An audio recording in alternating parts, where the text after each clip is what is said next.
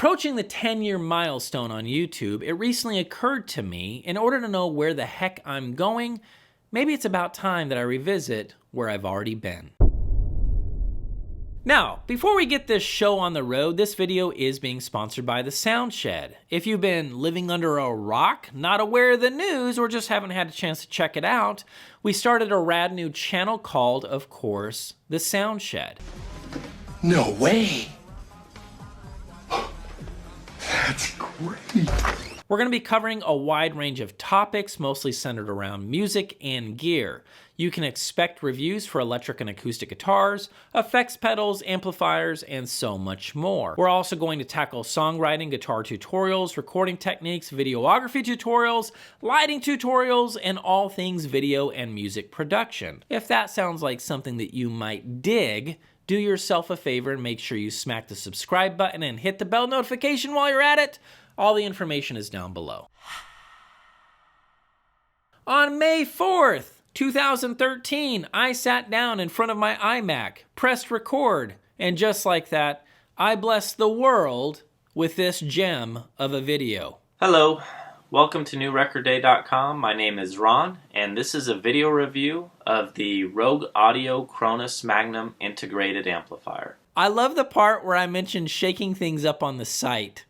If I remember, I might have had 4 to 5 unique visitors around that time, so shaking things up might have been a bit generous. Either way, I was just as grateful for my audience then as I am now. And you all have been the coal that makes this train roll, so thank you, thank you, thank you.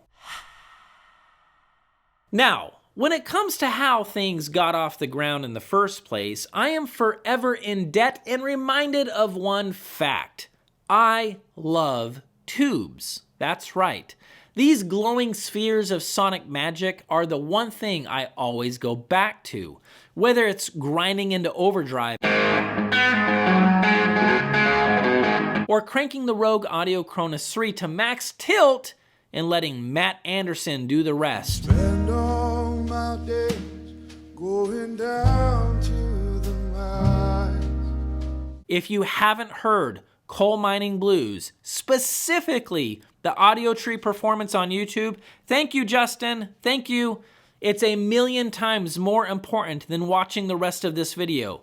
Go check out that track now and then come back to this later. Trust me, you're going to thank me for this one. Either way, as Manly Labs has proudly stated for years, and I completely agree, tubes rule. Full stop. Period. Exclamation mark. So, while the solid state guys go to town in the comments section, let's move on and kickstart this Back to the Future episode, briefly covering the Rogue Audio Cronus Magnum 3, how it's different from the one that I reviewed 9 years ago, what I plan on doing with it, my first impressions, and more. The Rogue Audio Cronus 3 Magnum is an all-tube integrated amplifier that uses 12AX7 and 12AU7 tubes in its preamp section and a quartet of KT120 power tubes for its power section.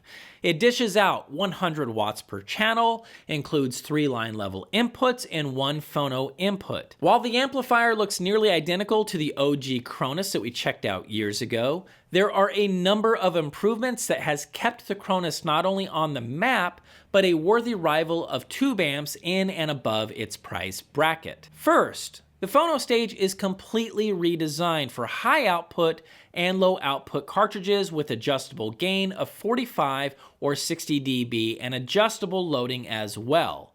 The headphone section has been redesigned and is now based on the Rogue RH5 headphone amplifier, which means it has a MOSFET buffered output with 2 watts of power for more demanding headphones. The variable output is now buffered, so you can use a powered subwoofer with a low input impedance, and it will not affect the preamp stage on the Cronus 3. Under the hood, the motherboard has been redesigned with improved grounding, which helped lower the noise floor significantly.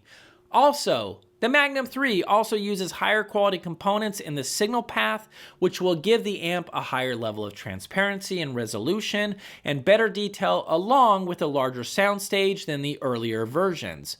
And last, the Magnum 3 also has higher quality binding posts and a mute function on the remote control as well. Priced at $34.95, the Cronus 3 is what I would consider attainable for a lot of my audience. Now, I'm not guessing that on a whim. I've taken the polls in my community page and I know the numbers. The vast majority of my viewers are willing to spend up to $5,000 on an amplifier if it is worth a dang. So this guy is sitting in that sweet spot of what you all seem to be chasing for your hi-fi systems.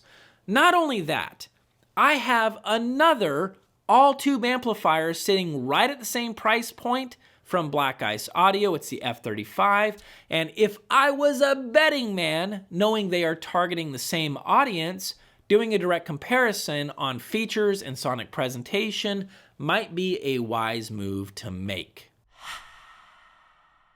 I've always wondered what it would be like if I was to rewind, go back to the beginning, and listen to some of the gear that I reviewed long ago, just to find out if I would feel the same or change anything about how I feel now versus how I felt then. Granted, this is the third iteration of the Cronus, so it's not the same beast as it was a decade ago, but you guys get the idea. The truth is, as I begin to sink my teeth into this amplifier, it sounds so much better than I expected. I mean, I knew it was going to sound nice, but knowing how much that I've reviewed since then, 10 years ago, I almost started to wonder if Rogue Audio was just a starting point, and everything that came after might somehow just be magically better, especially as the ticket for the price of admission started to climb. But the truth is, and this is the truth, that's hardly the case. The reality is, most of the real advances that I've tucked under my audiophile belt since I started are more centered around speaker placement and room acoustics, and having a knowledge on those things seemed to be the biggest difference in the reviewer that I was then versus the reviewer that I am now. In other words, the Rogue Audio Cronus 3 doesn't just sound as good as it did 10 years ago, it actually sounds a heck of a lot better. And you know what? Given the advancements, it should. The top end, which I'd imagine is a large part of the KT120s, is quite clear and precise, but to my surprise, sounds smoother than I expected or that I remember. The reason that I say this, being pretty familiar with tubes and hearing 120s and other designs, those things can sound pretty dang bright if they are not treated with reverence. With the Cronus, perhaps it's the years of Rogue working with these tubes, combined with the refinements in the signal path, I found the top end of the Cronus to be quite balanced with only a slight lean in the upper mid-range and top end. Even when cranked for long listening sessions, I don't find myself lowering the volume or feeling like I've had enough. Cymbal hits, whether it's a crash or a splash, all sound clear, bell-like, and ballsy, but none of them sound so brash that I'm reaching for earmuffs. Top end of acoustic guitar strings all have snap and offer a lot of crisp and concise details. Electric guitars and female vocals all sound nicely balanced as well, and keep in mind, this is traveling south into upper mid-range, where we normally associate things as being bright. Listening to a number of reference tracks from female singers ranging from Norah Jones to Dominique Fils-Aimé, I was pleasantly surprised at how liquid smooth and refined the vocals actually sound. The mid-band and anything male vocals also sounds quite neutral from a tone perspective, and as we get into lower tenors and baritones, the Cronus sounded clean, precise, and absolutely gave that lit from within character that great tube amplifiers are known for. Mid-bass and bass all sounds well-rounded, robust, and yet very clean and very punchy. At no point did I feel like the amp was struggling with a number of different speakers that I have in-house, and at no point did I wonder if it had enough gas in the tank to keep pace with something like Cannon Blast from the 1812 Overture or ridiculously low-end content from movie soundtracks. With the Cronus, it seems to me like it offers the entire puzzle, meaning there is nothing that is missing from the party, and I am excited this level of sonic goodness is waiting for those who want to experience my definition of a great sounding tube amplifier. As I mentioned, I'm going to be comparing this amplifier to the Black Ice Audio F35, and that is going to be a blast. The F35 ships with 6550s, which do sound quite different than 120s, but they do share similar strengths in terms of shear dynamics and grip. I'll be sinking my teeth into both of these amps, and in the near future, I'll even try to knock out comparison sound clips with commentary for you guys. In the meantime, both are winners, and both sound very good to this cowboy. There are some feature differences between the amps, so that might be the biggest deciding factor for a lot of you guys. As an example, the F35 is balanced, where the Cronus 3 is single-ended. On the flip side, the Cronus 3 comes with a nice sounding and configurable phono input for records, where the F35 only offers line level inputs. So yeah, we're going to be chatting about this more in the near future.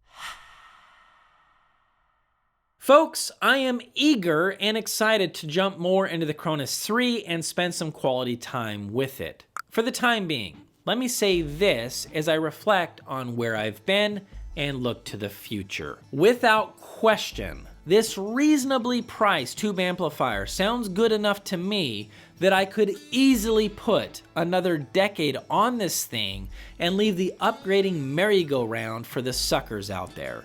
And with that, I'll see you rogue-loving audiophiles in the next video.